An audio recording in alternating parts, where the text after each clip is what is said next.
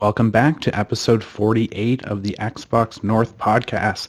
This week we discuss Microsoft takes their cloud service to the next level, Xbox unveils their June showcase event, and Square-Enix sells off their Western arm to Embracer Group. All this and much more. But please like, subscribe, and if you can, share this out. But Dan, my good friend, how are you doing? What's up? Doing pretty good. How's the lands between treating you? Oh yeah, not too shabby. I've been playing an awful lot of Elden Ring. Not too much else, really. I haven't gotten back into DayZ anymore for a while. I jumped on for a little bit. But for the most part, I've been working my way through Elden Ring, just trying to beat those bosses and see where I can get. Yeah, build your character.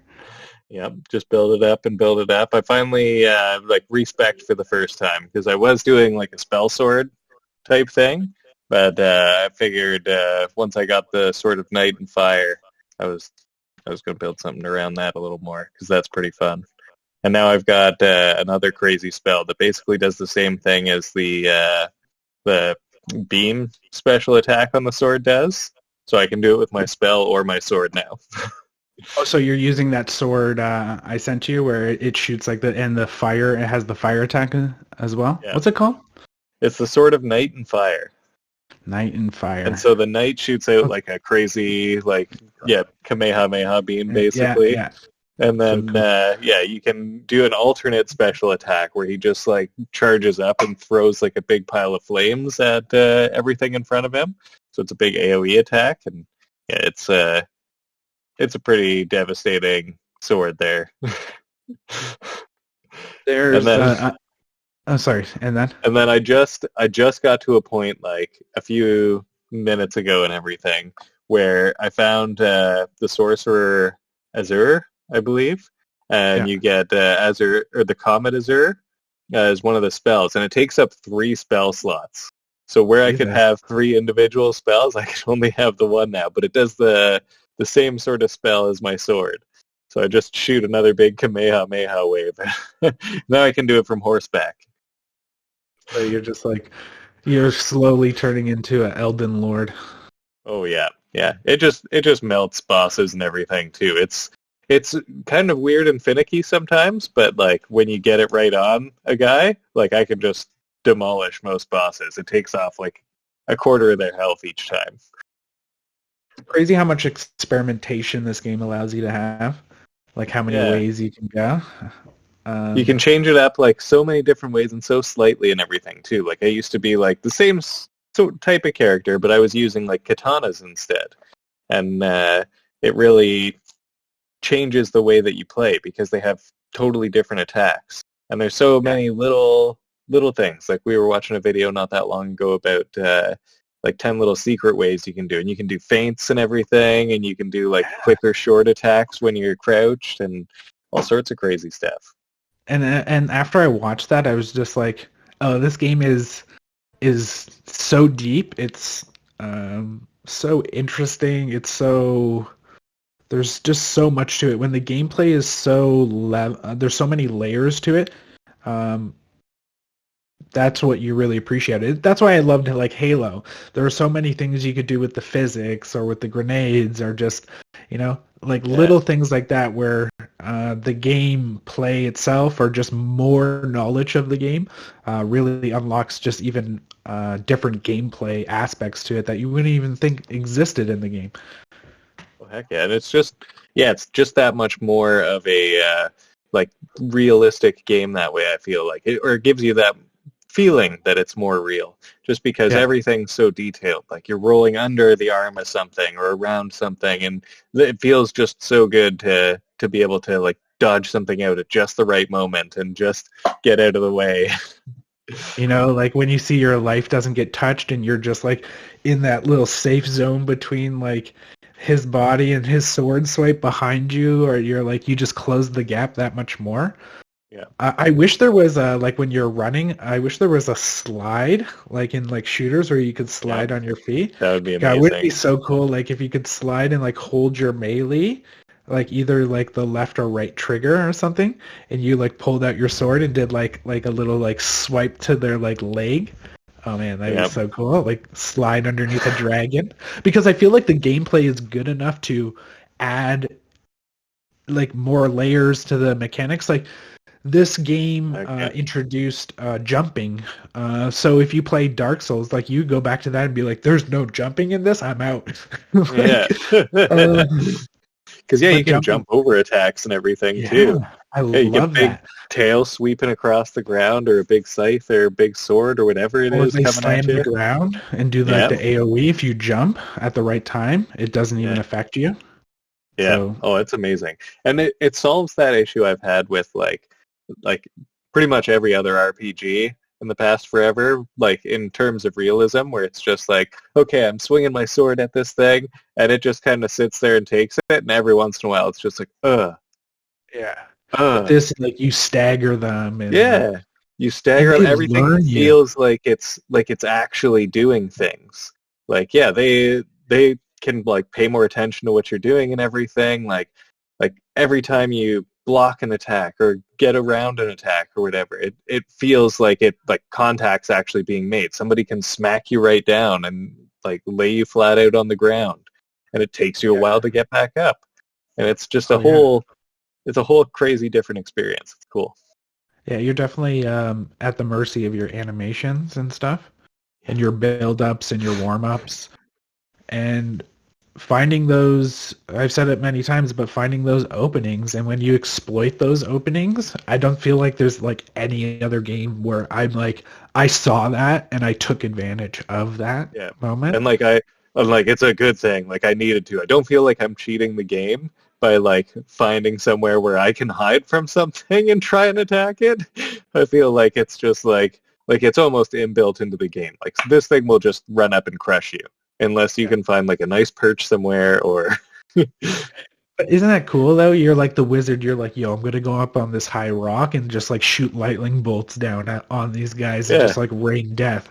I'm like, like you see in like CGI clips in like World of Warcraft. I feel like this game, you actually like feel like you're living out this fantasy, this like fantasy world. I would only say what I would love to see out of a sequel out of this, and maybe once like Starfield comes out, I would love to see like Bethesda elements layered into the game, like more NPCs to talk to, towns, more just like quests in the world, items you can actually pick up in the world, like stuff like in Skyrim, how you can steal off like people living in the world.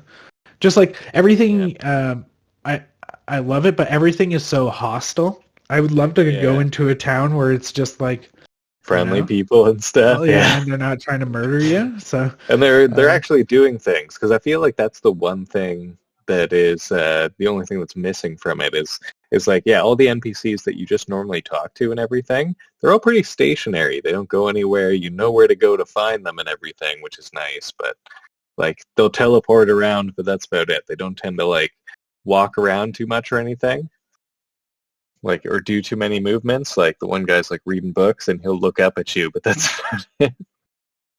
Well, it also probably has to do with like memory constraints. Remember, they're building around the infrastructure of an Xbox One and PS4. Yeah. So I would imagine all those enemies having their own unique kind of AI or variations of other AIs in the game is probably immense. Taxing enough for it.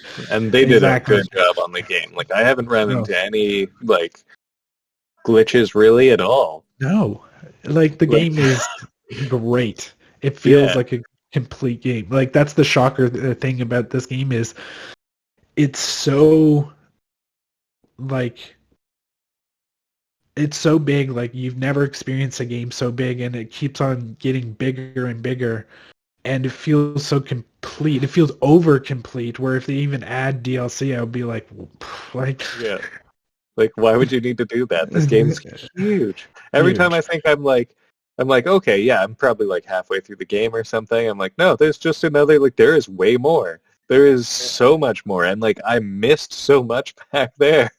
Yeah. So it's incredible. It is slowly but surely becoming one of my top 3 games of all time, which is crazy to think, but it's the game world, it's the world itself, the lore, the gameplay. I just wish the multiplayer was better. I would say that's the one thing. But if we're just looking at it objectively as a single player game, that is, the multiplayer is kind of like a side thing. It is the most phenomenal RPG I've ever played. I can't believe it. So the only issues that I've heard of this game even having really are with the multiplayer. There's sometimes like connection problems and whatever that they didn't experience as much of in Dark Souls and everything, I guess. But like, we haven't had much of a problem. I've only experienced that once with you, a couple of times with some other players that I was trying to summon in, but that was about it. And like, it's just otherwise, amazing. Like, when you do get into the co-op, it's a weird design for them to have it be the way that it is. Like, especially, I think the weirdest part for me, like, I could understand it if it's just like, okay, you can summon them in at these certain areas, they can help you fight bosses and stuff and everything like that. But the weird part is when you defeat the big boss in an area, it's like, no more co-op. Your co-op is cut off. Like, you can jump into somebody else's world who hasn't beaten that boss, but it's just like, why not? Why not just let me like roll around with my buddy in this thing and like kill some stuff? Like at all times, like, and I don't know why you have to disappear at the end. I'm like, let's go. Like, if I teleport somewhere, it should just like drag you with me, you know? And maybe like put like a proximity, so like you can't get too far away from me, or like it'll just be like, oh, you are fading back to your world or something like that. And I feel like it must have been like some limitation of like the same sort of thing. It's built around like Xbox One to get it running this nice and as well as it does and everything. Like, you kind of had to cut Series X, so like, to think this game runs on an Xbox One, I'm just like, it must be rough on those consoles, because there's some areas where like the wind is blowing and it's raining and there's like atmosphere. This game drips atmosphere, and I love that. So that's what I can't wait to see with them working on a next gen game. Is you'll see way more atmosphere. Like, imagine seeing like cinders in the air, or just I can't slowly. Like, oh, it's going to be amazing. It's going to be ridiculous. Their next venture is going to look incredible. Oh god, this game just blows my mind. I can't believe it. It makes me like excited to play, just to explore. I haven't had a game where I'm like just happy to explore, because it's not telling you where everything is. It's just like, explore this castle and maybe you'll find everything, you know. Actually, like, look down this like edge, like, why does it let you kind of go up the wall here, you know? Like, oh, I can fall down, and there's an entire boss, Dan, in this game that is completely hidden, and he's fucking huge, like, and he's crazy unique. But he was actually like a secret to find. I'm like, oh man, who made this game? This guy made this game for the 1%, because people are just gonna get past Godfrey the Grafted, or Godric the Grafted, Godric the Grafted, and just like quit. I'd imagine. Oh, absolutely. It's like, because you think like starting off, like, you think that's the end of the game sometimes. Dude, like, if the game, like, if the credits played after, let's say, that round table like area in the mansion, I would have been like, you know, I'm like 70 hours in. This was amazing. You know, it ended on this round table right here, like, fucking epic. No, I'm like maybe 30% way. Yeah. Like, so. Oh yeah, I just got to like a couple new areas, and like now I'm climbing this giant mountain and everything, and just trying to get to the top of it, and slowly working my way through. Like I had to fight a giant bear that just kept murdering the hell out of me. But eventually I found like a nice like perch and everything, and yep, just ended up murdering him back. So. And see, and that's the thing. Like when you beat something in this game, it feels so earned, right? Like it feels like I actually struggled. You know, like we actually fought. Yeah, like and I respect hard. You, and now that you're dead. You know, like, yeah. And surprisingly, like I have zero problems like in past games that have been similar difficulties and everything I've found. Like it didn't feel as rewarding to try again. Like they leave it just completely open to be like, okay, no, well there's like 20 other bosses that you can go and fight and everything that'll work your way up so that you can build your character up and then you can go back and fight the guy after. Yeah. Or you can pull a buddy in. Or you can summon these things in, or you have so many options to actually like fight this thing and try harder. And like, okay, like I could try applying a bunch of stuff to my blade and everything. I could try out this new spell or whatever, see if it does more damage or whatever. There's just so many options to things. It's awesome. Or even you can, like, people who play it hardcore handicap themselves. I'm gonna take all my armor off. Yeah, I'm only gonna use this one sword. You know, I'm not going to level my character at all and be level 1 and beat the game. Yeah. And people will do it because they're that good. Yeah. And it's just like, how are you that good? Yeah.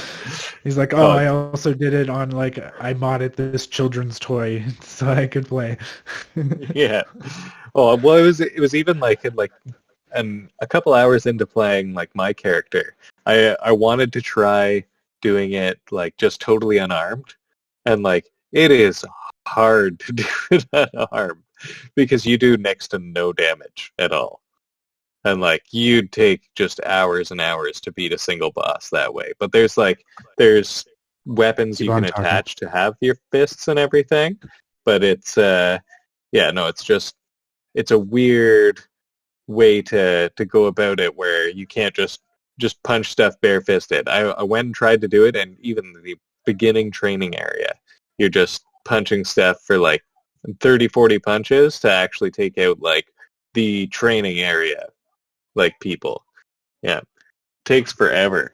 Oh, but it's just ridiculous. It's so fun, and like I want to try like a fist character now. Like there are some like fist weapons you can use that'll actually allow you to do some real damage with it because without those you do nothing. But I saw this one spell where you actually grab their head and like burn their brains out. Like it looks so crazy. He just like grabs the guy and just like torches the inside of his head. I'm just like, that's insane. Like I've never seen a grab move in this game, and that's the thing. I feel like there's just more layers to it. You're like, this is a crazy spell I just learned. Well, I just got like a new one that actually like summon. It was a summon. And I wasn't sure if it was like our ashes where like it follows you around and everything. But no, it's actually like I can summon in 3 skeletons around something and they all just like throw down a giant sword on top of whatever's in the middle of them. Dang. Have you used that one, the headless one I was telling you about? Which headless one? The summon. I forget the name, but it's something headless. Yeah. And it just like throws the spear at them and like they like teleport and disappear. Like that one's badass. My only problem with that one is it doesn't draw much aggro because it keeps disappearing, so they lose lock on it. So there's actually something, so there is a charm you can get, or no, I guess that would only work with the mimic. Yeah, it's the mimic ashes. I want to get those because those will be sweet. So there's a charm that you can wear that the boss will just hold your aggro. So what you can do is you can spawn your mimic in with that charm on, but then switch it off once you spawn him in. So the boss will only focus on the mimic at all times. So you can just sit back you can just sit back and just like shoot spells and stuff. But like spawning your mimic, so it's like a shield and like sword, and just like let him go in. Just switch out your stuff and you're just out there just shooting spells at him, and he will not look at you at all because it has the the talisman on it. I'm like, oh, this game is so good. They're just like, there's so many little tricks and like tips that you can do that way. It's crazy. But like so systems on systems, like that 10 things, like swiping your sword, there's a build up here, but if you do it this way, there's no build up. Like if you do the short attack and then the thing, it will be like there's no change. Yeah, I could talk about this game all the way. Right now, clearly my game of the year. Easily my game of the year. Starfield will have to do quite a bit. To knock this out of it, game of the year. So, and Starfield, you never know. It could. You never know. But clearly that's what I've been playing as well. I was gonna say. I'll ask you what you've been playing, but I know. I think everyone does. But got a little bit of a sunburn today, so out with the kids quite a bit. That was fun. We've had a good weekend, so just allergies are killing me, man. Killing me right now. And my laptop decided to die on me last night, so and thank God it's under its 1-year warranty, so getting that fixed. But it's always fun when they're like your motherboard. That's what we're gonna replace. So but thank God for cell phones. So I have this set up right here, and it seems to be going pretty good. So let's keep on going. I can still use my Razer mic. Thank God I have that little converter to a USB Type-C. Okay. So I jerry-rigged everything together, but I almost thought we weren't going to be able to do this week. But where there is a will, there is a way for sure. But let's get into this week's news, because I'm sure we want to get back to playing Elden Ring, not going to lie. Okay, so first bit of news this week. Microsoft just showed off Fortnite running entirely off their cloud service, making Fortnite one of the first free-to-play games to come to that platform with no subscription required to access it. So that means you don't need Game Pass Unlimited for this cloud game. So that also means Fortnite just bypassed the whole we're not allowed on the App Store rule. So it's on iOS, Android, it's on Windows, it's on Mac OS, it's on everything, right? Yep. Because it's just done right through the browser. Yeah. So this kind of marks a big, in my opinion, and especially a game like Fortnite, pretty much the biggest game in the world next to Elden Ring, I guess, right now, and Minecraft and GTA 5. So it's up there with the juggernauts, right? Oh, yeah. But this is a way to really advertise their cloud streaming service. Like, hop onto this. It's free. You can look at it almost like the gateway drug into getting Ultimate and to the other services. And it really will show you that, hey, this is a viable solution if you have a good enough internet. They must feel confident enough in their cloud structure right now and the latency to put a game like Fortnite and really make it like finally a next platform for that, because I always felt like that paywall to access their cloud streaming will eventually kind of go away, and you're just kind of accessing your Xbox library at that point. But what do you think about this announcement? I think it's going to be pretty big. Like, I mean, it starts to set a precedent for like what they're going to do going forward. Like, now that they've got it on there, then you can include more games like that. Like, like PUBG or something like that, or Apex, or you'll start to see like all sorts of sweet games Warzone. Like that. Yeah. Warzone. Hopefully they can get like some Halo multiplayer going on there for free. Yeah. So if they can have this as a platform for people to access it, and then they'll see like, oh, Starfield's there, and they press it, and they're like, oh, you need the subscription to access Starfield, or you need. But I would like to see. I feel like this is and we've talked about it many times on the podcast, the start of the cloud-only tier of Game Pass, right?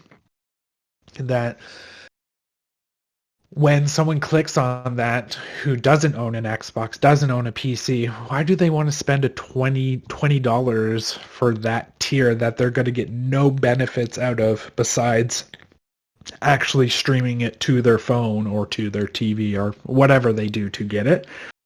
God, my allergies, man. Yeah. I feel that too. But so they need, in my opinion, it's paramount to get that cloud only stream out there. And if they're confident enough to put Fortnite on there, I look forward to seeing it grow. I'm surprised it wasn't Fortnite and because of the launch of Halo Infinite Season 2, I'm surprised it wasn't Halo as well. Like, come play Halo with no Game Pass subscription required on our cloud streaming service. So I'm surprised. Maybe, to give Fortnite its shine for a moment there, but I feel like overshadow it. Yeah, I feel like Halo is a given for that, right? Oh yeah. But I think soon enough. And like you were saying with Paramount, I mean, you're going to be getting a 30-day subscription to that and everything too, and you can watch some Halo on there. There you go, right? Yes, you can still stream Halo. Yeah, right? You're just like, you're streaming it. It's just real life, and he's naked. So, God, I'm still waiting for the show to end to use the 30-day trial. Right. But they just added it to Prime Video, so you can add it as a channel on there. So, or if you have the Apple TV, that you can add it as a channel on there. But not much to kind of get in with this. I just feel like it is kind of setting the stage to maybe even a bigger announcement with their June event coming up. So this is kind of getting into segue time, getting into our second topic here. When you jerry-rig everything, we kind of through the show together. I was kind of freaking out about the laptop the other day, so it's always good when you're like, oh, I'm gonna get ready for the show, write it, relax, and then the laptop just stops charging, and then you start stressing all night. Excellent. That's it's a great the worst night to sleep on. When you call them, and they're going through the technical, and you're like, I've done all this. Yeah, I'm not. Got to do it again, anyways. Yeah. So let's do it again. Okay, so Microsoft announced that they are going to be hosting an Xbox Showcase event on June 12th. That's the Sunday. And so will we finally see Starfield? And we also announced right now, we do have a prediction episode, so we're not going to kind of get further into what we think will come out of the show, because we are going to be having a dedicated show on that on the first week of June with our good friend Tony from he used to call from the Plume Network. I remember when he used to call it the Big Plume, but the Plume Network. So that will be fun. I think we're going to have a really good time kind of predicting what's going to be at the showcase. But I think we'll hear stuff about the cloud streaming, and maybe we'll get that cloud streaming tier only. But I think, one thing we can talk a little bit about is, and I think it shows in the actual picture itself with the showcase announcement with the planet, is we're finally going to see Starfield for the first time. Yeah. Get an actual trailer and everything. Well, we've had teaser and everything, but not like a full realization, and I guess the docu-series too. But they're just teasing. They haven't showed gameplay. They haven't shown mechanics. They haven't showed a launch trailer and how you're gonna actually play and everything. It's gonna be good. It's got to be on their agenda. Yeah. Oh, of course. I'm curious. So this, because obviously Starfield is not going to be in our predictions. It's I predict Starfield will be there. It's yeah, no shit. Yeah. It's just how much of Starfield will we see? Will we see a 5-minute kind of breakdown, and then they'll be in 2 days come back and we'll have a bigger showcase? They kind of do that. They have their flashy show one, and then they have a couple days later their more sit down with the developers to kind of break it down. Or do you think Starfield is such a momentous game, and it's the first IP from Bethesda since Elder Scrolls? Yeah, Skyrim, Fallout was not their IP, so yep. This is, in my opinion, a huge deal. So do you think they get more of a breakdown? Do you think they get like a 10-minute or maybe a 15-minute? Oh, I think they're going to spend quite a bit of time on it. I think like because this one isn't actually a part of like E3 because they're not doing E3 anymore, right? So it's going to be just like its own whole showcase and everything, and it's going to like probably be like as long, if not a little longer, than their normal showcase in E3 because they're doing it all solely. So they can spend they can spend as much time as they want on it. They could probably like do like almost a showcase streaming in line for each game for as long as they want. They could do like a couple hours for each of them. Like I could watch this all day, please. Right? I feel like this is, and not getting into our predictions, but in my opinion, this is the E3 that we've been waiting for. This is the E3 where we're going to see what we've been wanting to see from these titles that we know are coming. Like, fingers crossed, like Fable, maybe get a release date for Hellblade. Okay, I'm getting into things, but I feel like this is the show that will set the precedent, what the future holds for this console, what we will expect for the next few years, and they need to blow our socks off with something besides Hellblade, because Hellblade we've already seen and it looks gorgeous. They've already blown me away with that, but they need to show something else that is at the level, in my opinion, of like an Elden Ring. Maybe not as like big, but like give me like a open world that is gorgeous. Like give me that one. So I feel like a whole section of just like proper next gen titles and everything too, where we're gonna see everything for designed solely for the like Series X and S and stuff that's not going to be held back by the old hardware anymore. It'll be good. I feel like this is their opportunity to be like, this is what next gen actually looks like, because we haven't really seen. Well, I guess we've seen it with Hellblade, but I want to see more of that. I want to see what the next gen open world game looks like. Would it be? Have you seen how many mods people have been making for the Matrix demo? Yeah. Yeah, there's like a Superman mod. Yeah, they got a Superman one, a Spider-Man. Yeah, it's awesome. People are doing VR mods for it. It's crazy. It's ridiculous. So, it's going to be fun. Yeah, I'm really excited for the showcase this year. Like, this is probably the most I've ever been excited for their showcase, because I feel in my gut that this is the one.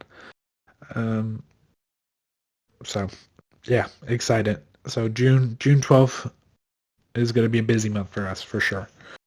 That with PlayStation announcements and just what other companies doing, like big announcements maybe from Embracer Group. So on to our last topic of the podcast. So the consolidation of the video game industry continues, with Square-Enix selling off their Western arm of their company to Embracer Group. That company holds the likes of THQ Nordic, Gearbox Publishing.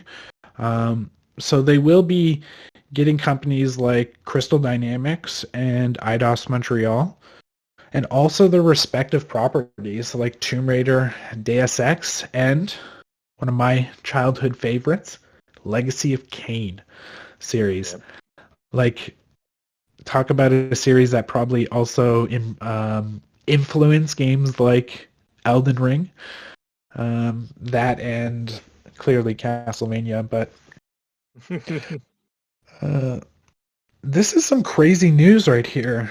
I thought that, clearly the rumors were true.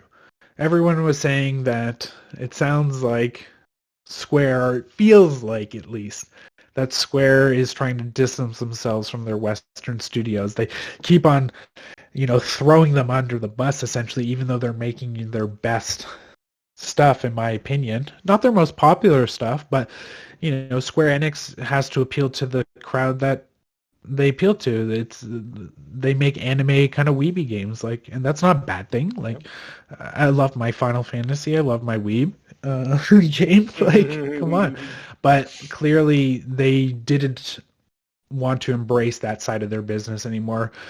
And I'm personally shocked that Microsoft didn't get their hands on it, and I think it has to do with the fact that they can't buy anything at this time until the deal with Activision Blizzard is done. Yep. But what do you think of this? This is pretty interesting. But mind you, it was a deal. It was like $300 million. So not that much for, in my opinion, some fantastic properties. Just remember when Microsoft got the exclusive 1-year deal for Rise of the Tomb Raider, they paid $100 million apparently for that 1-year exclusivity. So $200 more million, and you get the property and the 2 developers. Yeah. Damn. Hot damn. Yeah. I don't know. It's going to be interesting. I want to see some of those older games come back and everything too. And I want to see what they're going to do with it. I mean, hopefully they can bring out some of the older properties and everything, do some more Tomb Raider, see some more Just Cause coming out, and I've always loved the gameplay in Just Cause, and just seeing that on some next gen, and they don't make Just Cause. No? Oh no, wait. Square does publish Just Cause, but it was Avalanche who is working with Microsoft right now on Contraband, who's making that. So what the 2 developers that they make the Deus Ex games, they make there's also a mobile developer, the Hitman Go games, the Tomb Raider games, the Avengers, the Guardians of the Galaxy. So that's kind of what we'll get out of that. Yeah.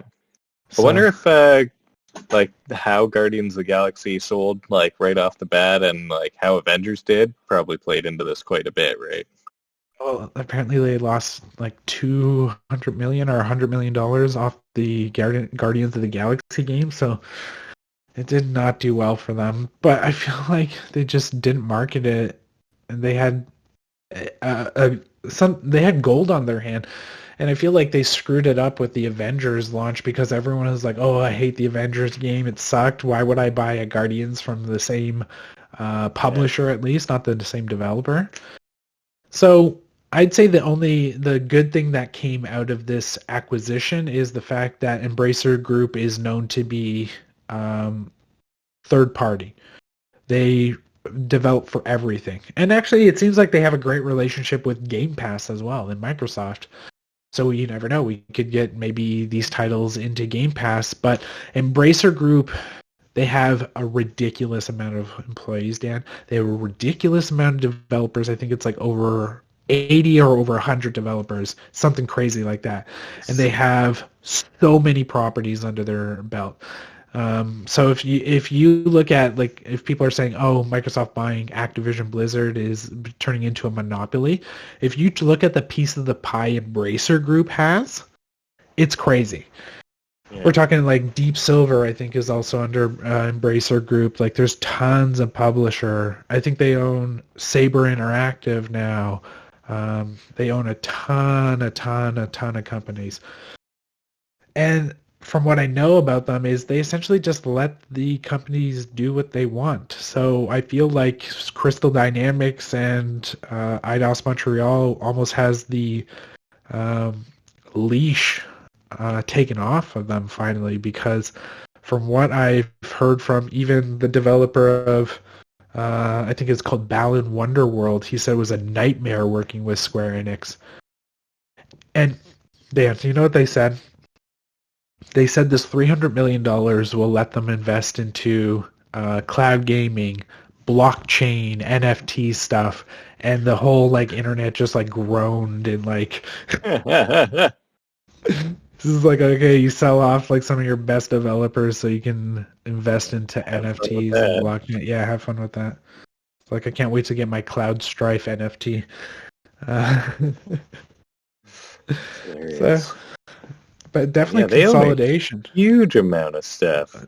Yeah, they own you Dark Horse Comics too. Yeah, I'm just looking it up here. I forgot they own Dark Horse now. Like Gearbox. So they got Borderlands too, right? So so that Borderlands was them. Yeah. Yep, Deep Silver. Yeah, Flying Wild Hog. Vertigo. THQ Nordic. Yeah, THQ Nordic. Yeah. Saber Interactive. It just keeps going. They tell you how many properties they own now? Like, it's insane. Yeah, it doesn't specify the exact number of properties, but they do so much. 1,000 employees.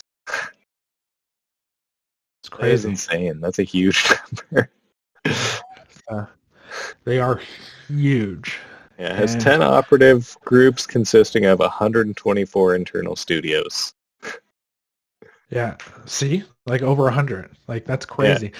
So it's going to get to a point because they've been slowly acquiring all these, but these companies, they've been making these games for years. So there's just going to be a moment where it's just like an Embracer Group dump. We're going to be seeing so much stuff coming out of them at such a consistent pace. It's going to be crazy. They can make their own metaverse if whatever it's going to be just off how many properties they own. It's crazy. And now they have properties like Deus Ex, Legacy of Kain, Tomb Raider, and they can be more autonomous. So like in my opinion, it's a win-win because I haven't really heard any bad stuff from Embracer Group. So I wish them the best. I think this could be really good, but it makes me think, what will the Perfect Dark game be out of this? Like, if the Perfect Dark game is amazing, are we going to get another one from Crystal out of it? Or would Crystal be more inclined to do it because they are autonomous now, essentially? They have some more creative freedom and everything. Exactly. So it's going to be an interesting future for that company, and I don't think we've seen the last of more acquisitions, so we'll see going forward in the future, but I think the future is bright for those studios that just got acquired, and I hope there was a great payday out for them. So all in all, it's been a busy week of news, but I think we made it to the end. It's been, I got this all together with using my phone, but I think it's been pretty good. Managed to keep it. Yeah. I was surprised the mic worked actually on it, so worked really well. Almost didn't work. Almost didn't have one this week, but now just need to figure out how I'm going to upload it, so that's going to be fun. It's all right. We'll figure out a way somehow. Yeah. All right, Dan, take us home. Alrighty. Yeah, don't forget to smack that subscribe button on our YouTube page and tippity-tap that like button. You can comment on our beautiful voices and whatever allergies and stuff we got going on right now. Yeah, I probably sound congested of hell. You can find us on audio only. Oh, I feel it. It's that time of the year, so. Find us on audio only on Spotify and Google Podcasts. Just search for Xbox North Podcast. We're also on Reddit and Instagram. Take a look for Xbox North Podcast. And for Twitter, @NorthXbox. Because why would we make it easy for you? Yeah. Well, have a good one, guys. Good night. Toodaloo.